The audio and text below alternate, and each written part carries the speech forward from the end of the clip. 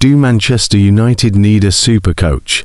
Given the choice, several Manchester United players would vote to turn Michael Carrick's interim status into a permanent one.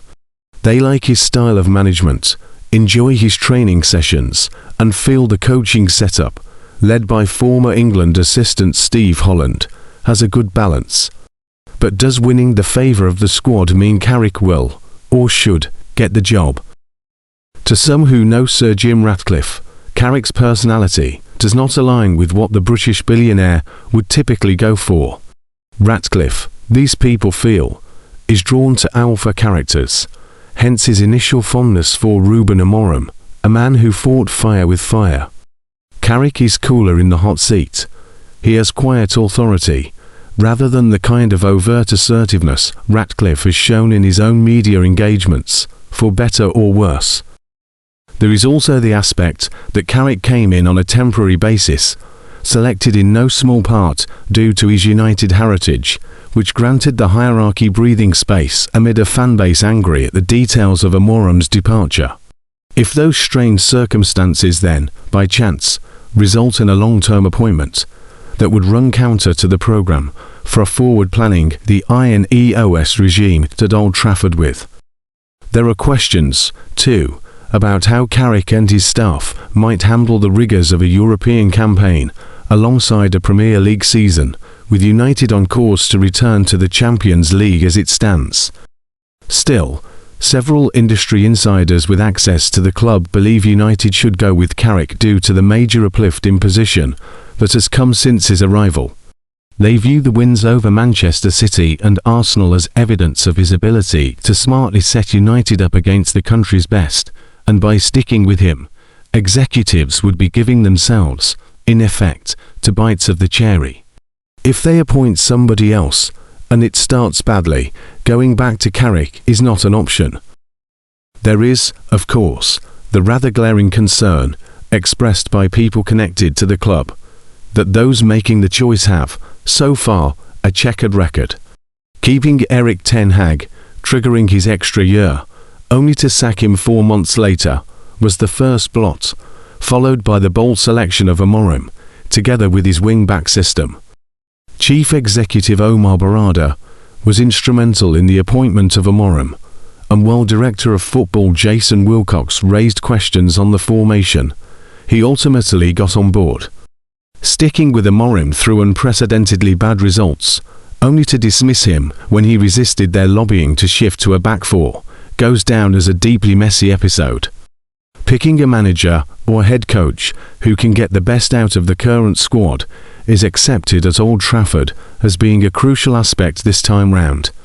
Carrick has certainly done that, and bringing him and his staff in can be regarded as a plus in the column for United's decision-makers. Now, they insist they will not rush the decision on his future. They want to wait until the end of the season, see where United finish, sense the mood, and study the final data. They have done background checks to get a good sense of the market, but have not yet pulled the trigger on the interview process. Whether that leaves them behind the curve on transfers is open to debate. New signings want to know who they will be playing for, but senior officials at United think that is overstated and recruitment should be done for the club rather than the individual in the dugout. United are fully committed to qualifying for the Champions League and insist there is no complacency on achieving that aim, despite the current picture, with a gap of 7 points to sixth-place Chelsea, who they play on Saturday. They do not want to potentially jeopardise Carrick's work now by starting a manager process in earnest. Carrick, meanwhile, is not agitating for clarity either. Results and performances over these closing weeks will help determine the outcome, and sources say finance is a factor, too. After spending £31 million on dismissing Ten Hag and hiring and firing Amorim, Ratcliffe does not want to splash more cash on compensation. So who else could United target? Luis Enrique stands out as a Champions League winner with 2 sides, producing exhilarating football. He's admired by people in United's hierarchy. but he is expected to extend his contract at Paris Saint-Germain this summer to 2030. His current terms run out in 2027. Thomas Tuchel and Carlo Ancelotti, also seen as having the big personalities and pedigrees to handle United.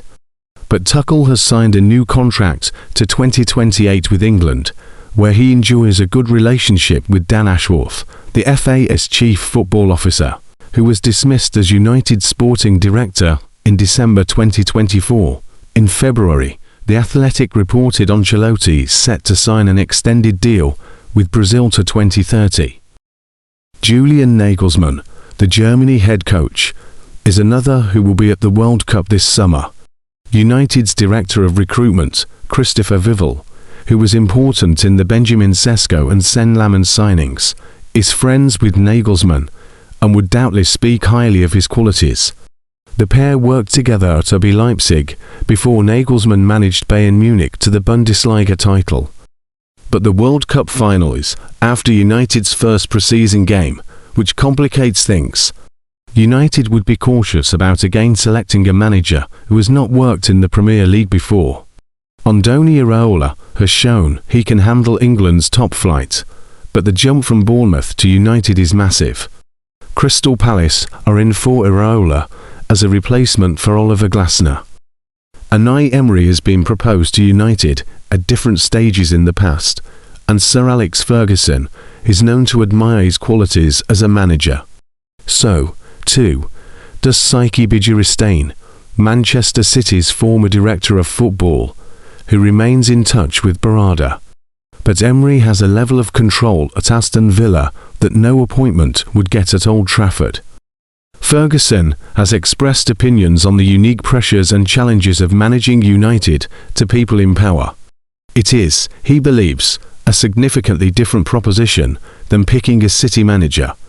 When initially looking to replace Ten Hag around the 2024 FA Cup final, those in charge wanted a head coach who had a clear system and could slot into United's new structure, hence the talks with candidates such as Kieran McKenna.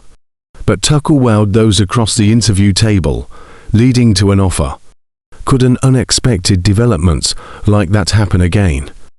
Once again, Ratcliffe, who watched United's loss to Leeds United on Monday from the director's box, will make the ultimate call, with the Glazer family, who own the majority of shares, content to let him take the lead. Steve McLaren, who assisted Ferguson to 3 Premier League titles and the Champions League, before returning as number 2 to Ten Hag and winning the FA Cup and League Cup, has a unique insight into United and the INEOS leadership. During his time at Carrington, he had several conversations with Sir Dave Brailsford, who was a key figure in the new regime initially, about the plans. Eventually they'll get it right, McLaren tells The Athletic. Everything is about people. It's not about, we've got a sporting director there, we've got the technical director there, we've got a recruitment manager there. It's about people being in the right seat on the right bus, heading in the right direction,